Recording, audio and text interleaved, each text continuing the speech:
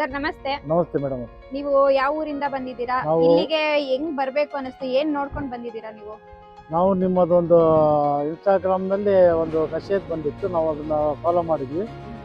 ನಿಮ್ಮ ಕಂಪ್ನಿ ನಮಗೆ ಒಂದು ಹೋಪ್ಸ್ ಆಯಿತು, ಚೆನ್ನಾಗಿ ಬರುತ್ತೆ, ನಾವು ಲೋಕಲ್ ತಗೊಳೋದಕ್ಕೂ ಇಲ್ಲಿಗೆ ಬರೋದು ಕಂಪ್ನಿ ಬರೋದಕ್ಕೆ ಮ್ಯಾನುಫ್ಯಾಕ್ಚರಿಂಗ್ ಇರುತ್ತೆ, ಕ್ವಾಲಿಟಿ ಡಿಫ್ರೆನ್ಸ್ ಇರುತ್ತೆ ಅಂತೇಳಿ ಬಂದಿದ್ವಿ ನಾವು ಅಲ್ಲಿಂದ ಇಲ್ಲಿಗೆ ತಾಂಡವೆಲ್ಲ. ಯಾವ ಊರು ಸರ್? ನಾವು ಕೂಡ್ಲಿಗಿ ಸೊಂಡೂರಿನಿಂದ, ಬಳ್ಳಾರಿ ವಿಜಯನಗರ ಜಿಲ್ಲೆಯಿಂದ ಬಂದಿದ್ವಿ. ಎಷ್ಟು ಕಿಲೋಮೀಟರ್ ಆಗುತ್ತೆ? ಇಲ್ಲಿಂದ ಸುಮಾರು ಒಂದು 120-130 ಕಿಲೋಮೀಟರ್.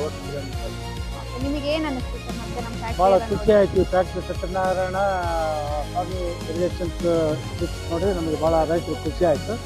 ಈ ಖುಷಿ ಸಂತೋಷ ಮಳೆಗಾಲ ಇವತ್ತು ಸ್ವಲ್ಪ ಮಳೆ ಸಂಪಾಗಿ ಆಗಿದ್ರೆ ಚೆನ್ನಾಗಿ ಆಗ್ತದೆ ಇನ್ನು.